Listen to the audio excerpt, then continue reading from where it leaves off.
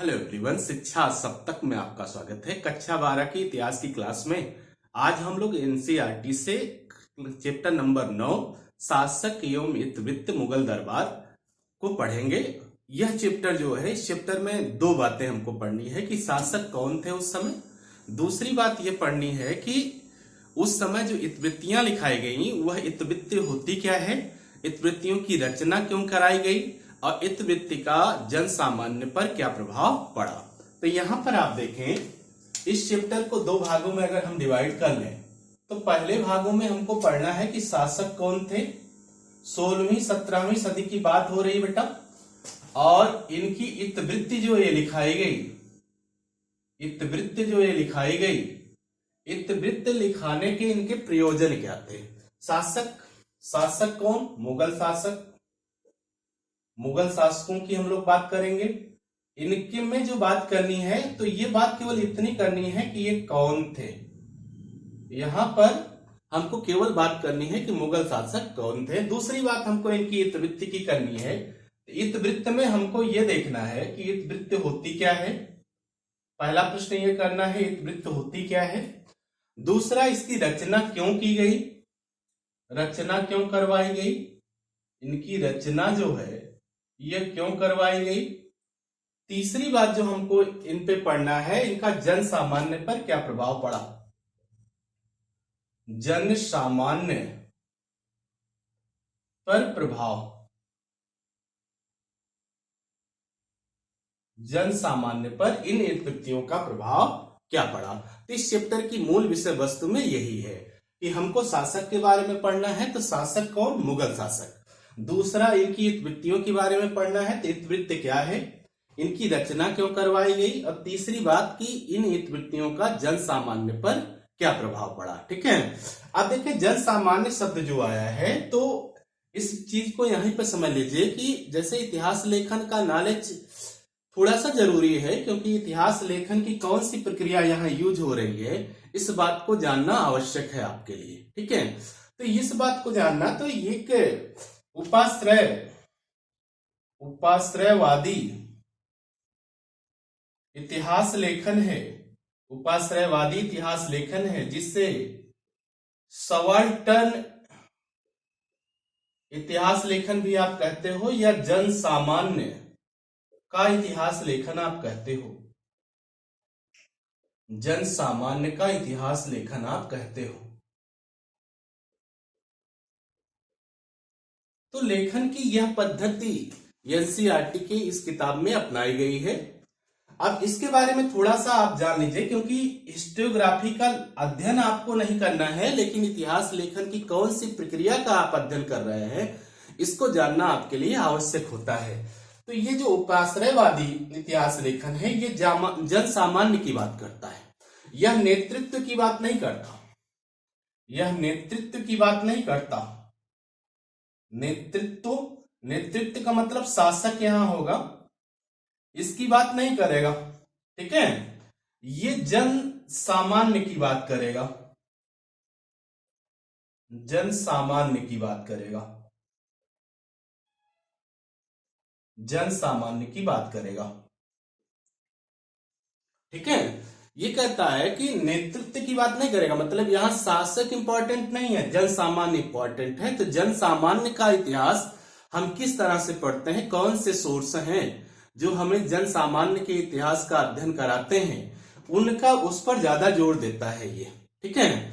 और ये जो उपाश्रयवादी इतिहास लेखन है, यह सामाजिक प्रक्रिया पर बल देता है, नेतृत्व पर बल नहीं देता। यह सामाजिक प्रक्रिया पर बल देता है बेटा। सामाजिक प्रक्रिया किस तरह से बदल रही है इस पर यह बल देता है। सामाजिक प्रक्रिया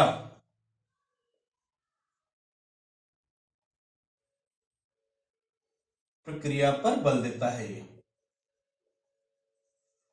ठीक है।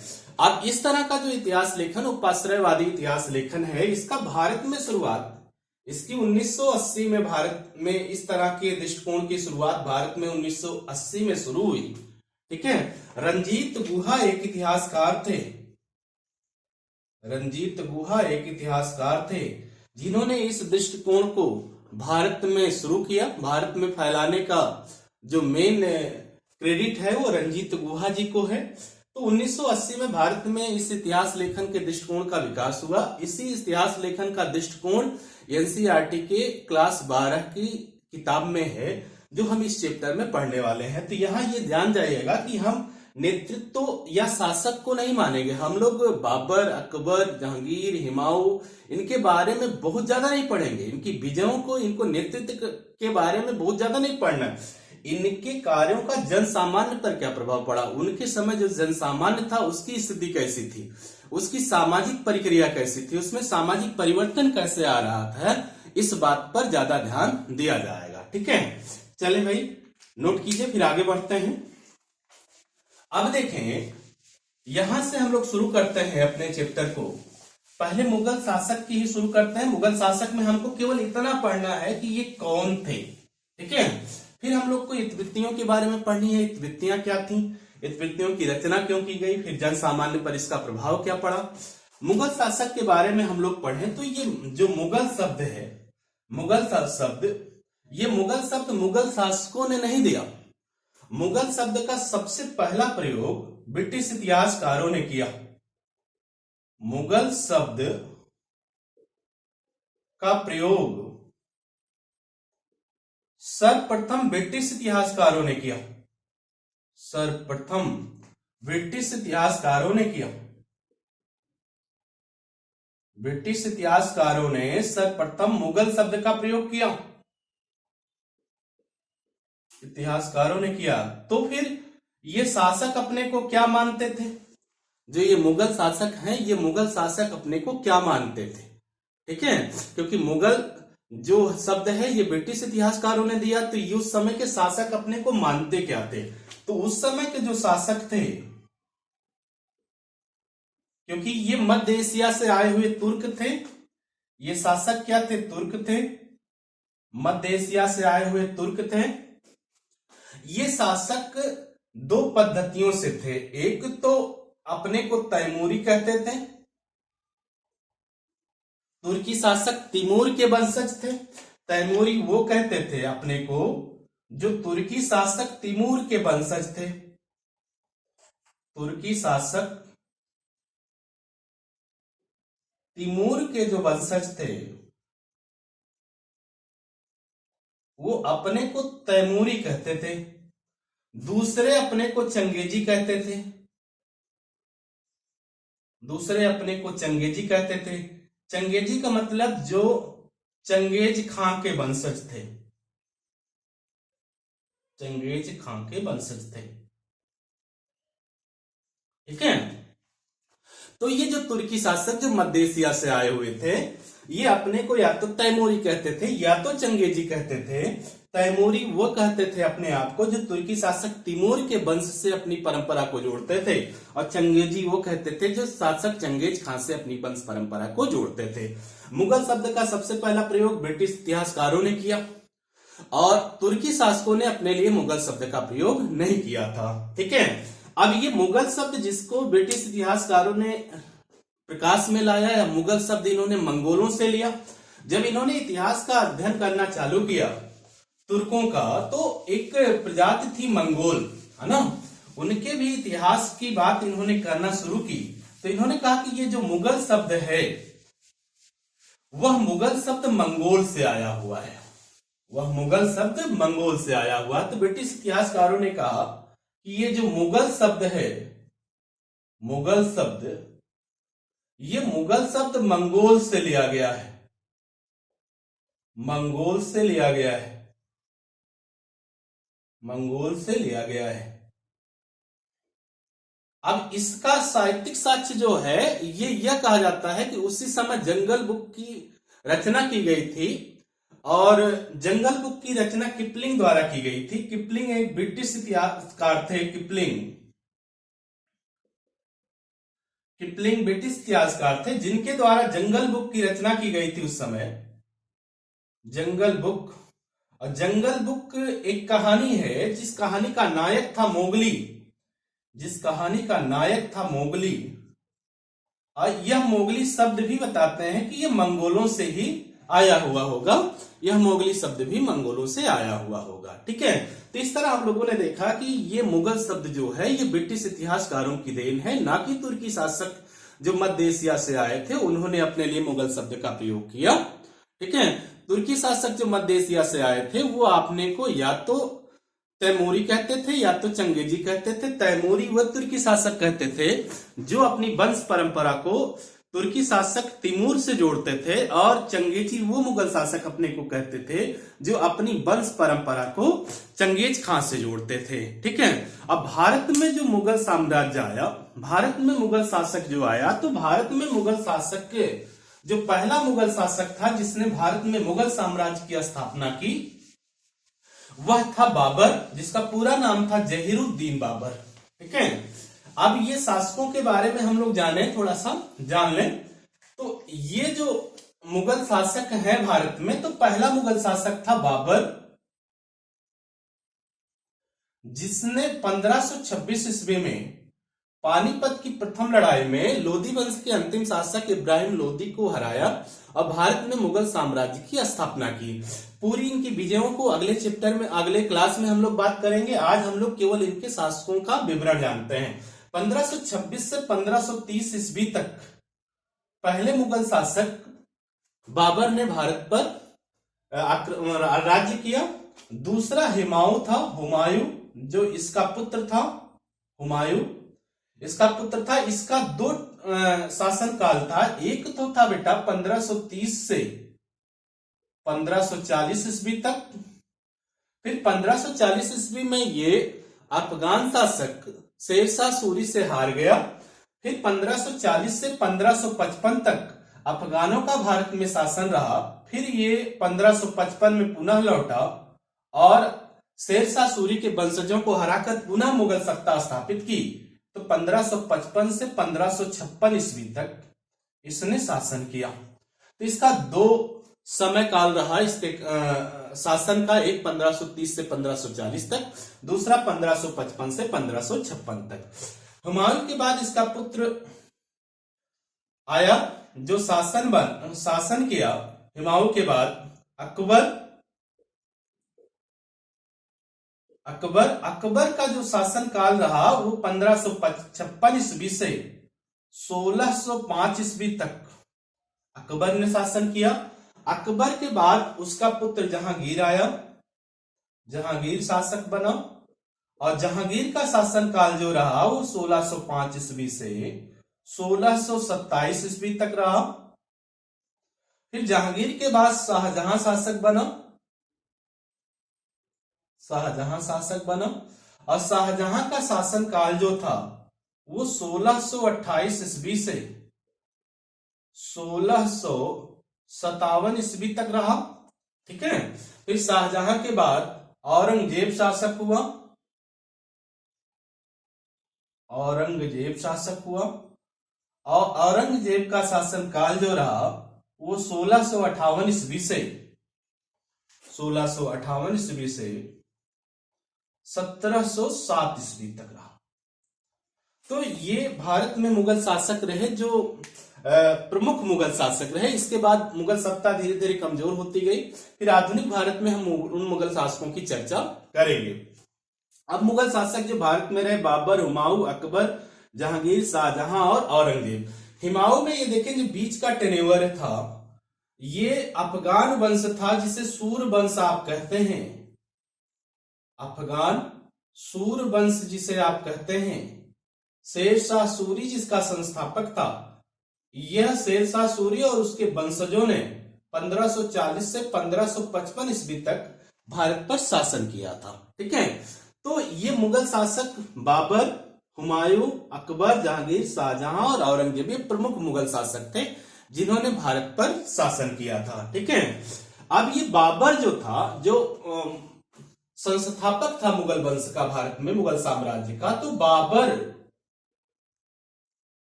पितृपक्ष से तैमूरी था। ये पितृपक्ष से तैमूरी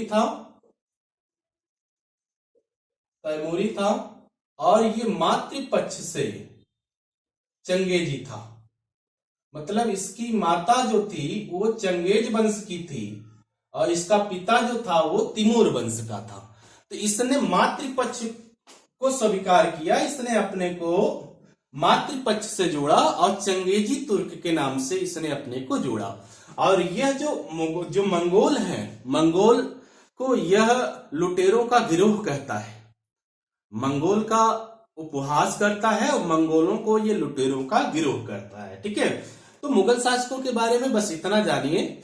आगे की क्लास में हम इनकी तकनीकों को बताएंगे, थोड़े इनके युद्ध को बताएंगे। युद्ध हमेशा, हम आपको बताते हैं कि युद्ध हमेशा तकनीक परिवर्तन से ही जीते जाते हैं। तो कुछ नई तकनीकों को इन्वॉल्व किया था बाबर ने जब बाबर भारत पर आया था, और विजय के रूप में कुछ और सामाजिक तकनीकों को और कुछ युद्ध तकनीकों को उनके जो बाबर के आने वाले शासकों ने भी इन्वॉल्व किया था, जिसके कारण वो इतने दिन तक भारत में शासक के रूप में बने रहे। ठीक है, इसकी बात हम लोग अगले लेक्चर में करेंगे। अब बात करते हैं इतिवृत्त की।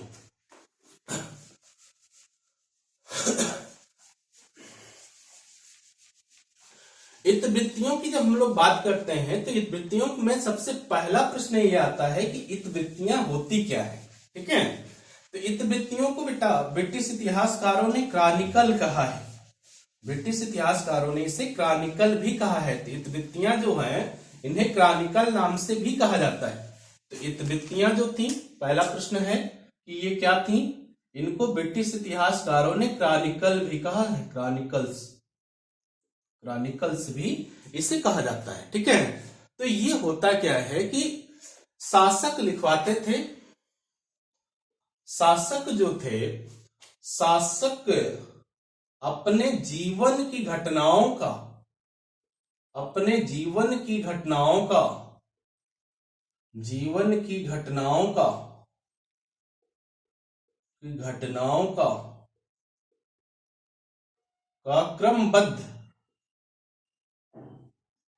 क्रमबद्ध विवरण लिखवाते थे।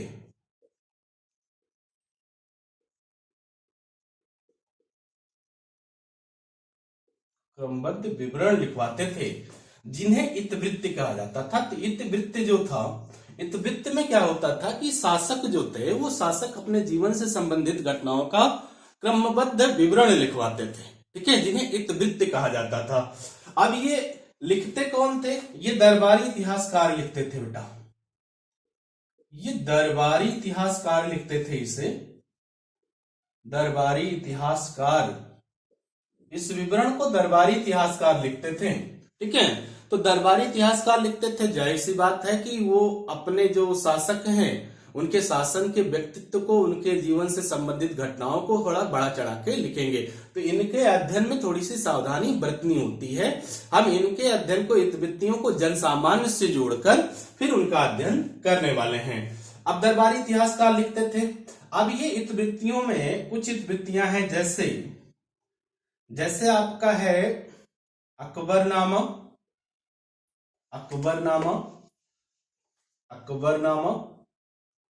ये अकबर की इतिवृत्ति है जो अबुल फजल ने लिखी है, अकबरनामा। बादशाहनामा, दूसरी इतिवृत्ति है बादशाहनामा। एक और इतिवृत्ति है आलमगीरनामा,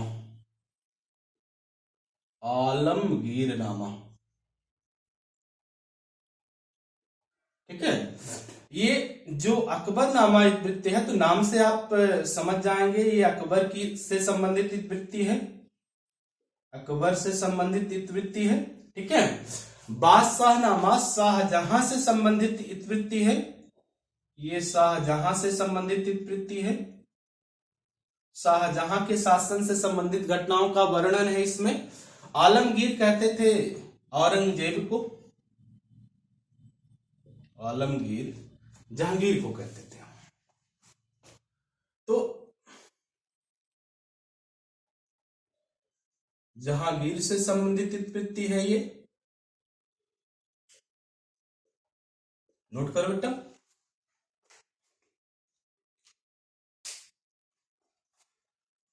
ठीक, तो ये हो गई कि इतिवृत्तियां थी क्या, कौन सी इतिवृत्तियां थी ये। ठीक है, तो इतिवृत्तियों के बारे में आपने जाना कि इतिवृत्तियां क्या थी। अब हमको ये जानना है कि इनका प्रयोजन क्या था, क्यों लिखाई गई ये इतिवृत्तियां। ठीक है, तो दूसरा हम करेंगे कि इनकी रचना क्यों की गई। तो क्या थी इसको हम लोगों ने पढ़ लिया, इनकी रचना के बारे में देखते हैं कि इनकी रचना क्यों की गई। अब इनकी रचना क्यों की गई यह प्रश्न जब आएगा तो इस प्रश्न का आंसर होगा कि इसकी रचना मुगल शासकों द्वारा मुगल राजत्व की अवधारणा को स्वीकार कराने की हेतु में की गई, है ना। इनकी रचना क्यों की गई, दूसरा प्रश्न था कि क्यों की गई बेटा इनकी रचना, इनकी रचना क्यों की गई। क्योंकि आप जानते हैं कि मुगल तो विदेशी शासक थे, विदेशी शासक थे, बाहर से आए थे और भारत पे शासन कर रहे थे। तो इनके शासन के औचित्य का निर्धारण जो किया गया वह मुगल राजत्व के विचार को प्रभावी किया गया। एक विचार था मुगल राजत्व का, मुगल राजत्व का विचार। मुगल राजत्व का विचार यह था कि मुगल राजत्व का विचार को फैलाना था, मुगल राजत्व के विचार को, मुगल राजत्व के विचार को फैलाना पहला इसका कारण था कि ये मुगल राजत्व के विचार को फैलाना चाहते थे। दूसरा कारण यह था बेटाओ, दूसरा कारण यह था कि बादशाह जो था शासक, शासक की योजनाओं का प्रसार करना था ना। शासक जो था, शासक अपनी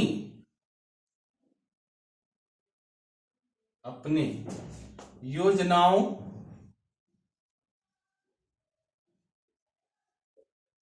एवं विचारों का प्रचार करता था।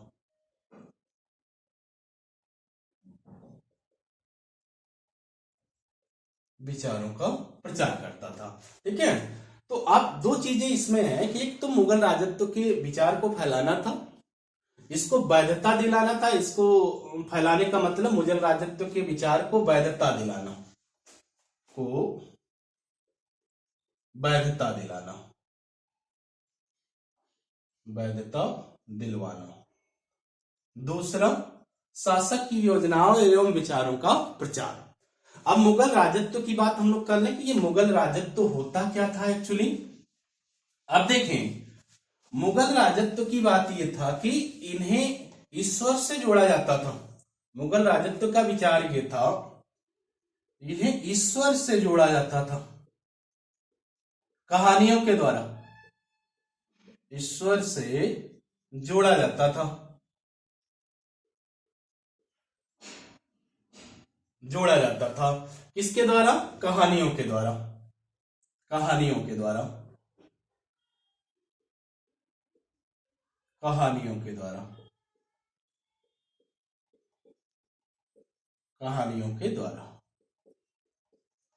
इन्हें ईश्वर से जोड़ा जाता था। किसके द्वारा जोड़ा जाता था, कहानियों के द्वारा जोड़ा जाता था। वो कहानियां कहां लिखी जाती थी, वो कहानियां इतिवृत्तियों में प्रसारित की जाती थी, इतिवृत्तियों में लिखी जाती थी और जन सामान्य को बताई जाती थी। ठीक है, अब ये कहानी आई कहां से थी, ये कहानी आई थी दैवीय प्रकाश की अवधारणा आई थी एक कहानी से। दैवीय प्रकाश की अवधारणा,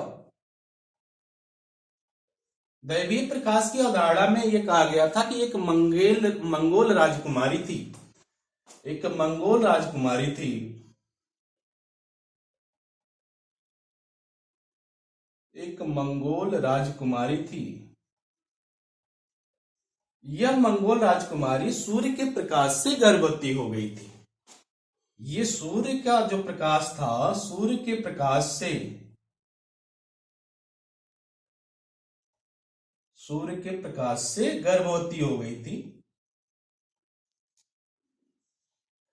अब सूर्य के प्रकाश से गर्भवती हुई तो फिर जो बच्चा जन्मा उसमें ईश्वर का अंश आया, उसमें सूर्य का दैवीय प्रकाश आया, तो इसकी गर्भवती हो गई थी। इसके गर्भ से जो जन्मा, जो बच्चा जन्मा उसमें दैवीय प्रकाश आ गया। तो इस से जो बच्चा आया, जो बच्चा जन्मा, उस बच्चे में दैवीय प्रकाश था। इस बच्चे में दैवीय प्रकाश आ गया, देव प्रकाश आ गया, दैवीय प्रकाश आ गया। यह प्रकाश इस बच्चे की वंश परंपरा में चलता गया। तो मुगल इसी बच्चे की वंश परंपरा से थे, ठीक है। यह दैवीय प्रकाश आगे की वंश परंपरा में चलता चला गया, आगे की वंश परंपरा में चलता चला गया। आगे की वंश परंपरा में यह प्रकाश चलता चला गया, परंपरा में आता गया। अब मुगल इसी वंश परंपरा से आते थे, मुगल भी इसी वंश परंपरा से आते थे, इसी वंश परंपरा से मुगल आते थे। अब मुगल भी फिर किससे हो गए? दैवीय प्रकाश से युक्त हो गए, ये दैवीय प्रकाश से युक्त हो गए, दैवीय प्रकाश से युक्त हो गए। इसलिए मुगलों का राजत्व जो था वो सर्वोपरि हो गया। फिर क्या हो गया? ये मुगलों का राजत्व जो था, मुगलों का राजत्व जो था ये सर्वोपरि हो गया, सर्वोपरि हो गया। और इनके जो शासन नियम थे वे दैवीय नियम बन गए। इनके जो शासन नियम हो गए, इनका राजत्व सर्वोपरि हो गया और इनके जो शासन नियम थे, शासन नियम थे वो दैवीय नियम थे, जिनकी अवहेलना करना मतलब ईश्वर की अवहेलना करना था। दैवीय नियम हो गए। तो ये कोई नई कहानी नहीं है। हर साम्राज्य में, हर शासक में, हर इतिहास के फेज में हम लोग ये देखते हैं कि जो शासक हैं वो अपने आप को ईश्वर से जोड़ते हैं शासन की वैधता को प्राप्त करने के लिए, ठीक है। चाहे आप यूरोपीय इतिहास पढ़ेंगे, चाहे भारतीय इतिहास पढ़ेंगे, चाहे जो आप फेज पढ़ेंगे, हर समय ऐसा होगा, ठीक है। तो आज हम लोगों ने ये देखा कि पहले क्लास में इसके, तो पहले क्लास में हम लोगों ने देखा कि ये मुगल शासक थे कौन, इसमें किस किन मुगल शासकों की बात की गई। दूसरा, इनकी इतिवृत्तियां थी, इतिवृत्तियां क्या थी, इनकी रचना क्यों की गई। और सबसे महत्वपूर्ण बात इसमें हमने जो आपको बताई है कि ये इतिहास लेखन जो एनसीईआरटी की किताब हम लोग पढ़ रहे हैं, यह इतिहास लेखन जन सामान्य के इतिहास लेखन से प्रेरित इतिहास लेखन है, जो इस समय का इतिहास लेखन है, ठीक है, जिसे सबाल्टर्न इतिहास लेखन का है। सबाल्टर्न की कहानी भी हम बताएंगे कि जर्मनी की जेल में थे, उन्हीं के नाम से ये कहानी आई है, ठीक है। आगे के क्लास में हम लोग मुगल शासक जो हैं, जिन 5-6 मुगल शासकों की बात हम लोगों ने की है, बाबर, हुमायूं, अकबर, जहांगीर, शाहजहां, औरंगजेब, इनकी कुछ विजयों की बात करेंगे। और विजय जो हुई तो उन्होंने कौन सी नई तकनीक का प्रयोग किया उनकी बात करेंगे, और उन्होंने कुछ जो प्रमुख परिवर्तन किए हैं उनकी बात करेंगे। फिर हम लोग करेंगे इतिवृत्तियों में कि इतिवृत्तियां जो हैं, तो इन वृत्तियों की ये भाषा क्या थी। आगे जो हम लोग बात करेंगे आगे के चैप्टर में, इनकी भाषा क्या थी। भाषा देखे तुर्की से, फिर ये फारसी होगी, ठीक है। भाषा के बाद इनमें हम लोग देखेंगे कि भाषा हो गई, भाषा के बाद कि इनमें पांडुलिपि क्या थी, कैसे इनकी पांडुलिपि तैयार की गई। फिर हम देखेंगे इनमें रंगीन चित्र कैसे आए, जबकि चित्र का इस्लाम में चित्र बनाने की अनुमति नहीं है। इस्लाम चित्र बनाने की अनुमति नहीं देता है, वो कहता है ये धर्म विरुद्ध है, लेकिन रंगीन चित्र यहां मिलेंगे आपको, ठीक है। इसका मतलब ये जो मुगल शासक थे ये रूढ़िवादी इस्लामिक पद्धति को हर जगह नहीं मान रहे हैं, कुछ प्रगतिवादी इस्लामिक गतिविधियों को भी ये कर रहे हैं, ठीक है। रंगीन चित्रों के बाद हम लोग बात करेंगे कि ये इतिवृत्तियां जो थी हमारी, अकबरनामा, बादशाहनामा या आलमगीरनामा, उनके बारे में बात करेंगे। फिर हम लोग देखेंगे कि ये जो आदर्श राज्य की अवधारणा हुई, ये आदर्श राजत्व की अवधारणा हुई, आदर्श राज्य की अवधारणा हुई, वह इतिवृत्तियों में कैसे दिखाई गई है। फिर हम लोग दरबार देखेंगे, इसमें दरबार और राजकीय परिवार की बात कैसे की गई है, ये सब बातें करेंगे और इसी सब बातों के साथ यह चैप्टर खत्म हो जाएगा, ठीक है। तो अब आपको इस चैप्टर की महत्ता, इसका विषय वस्तु आपको समझ में आ गया होगा। आज के लिए इतना ही, धन्यवाद, आपका दिन शुभ हो।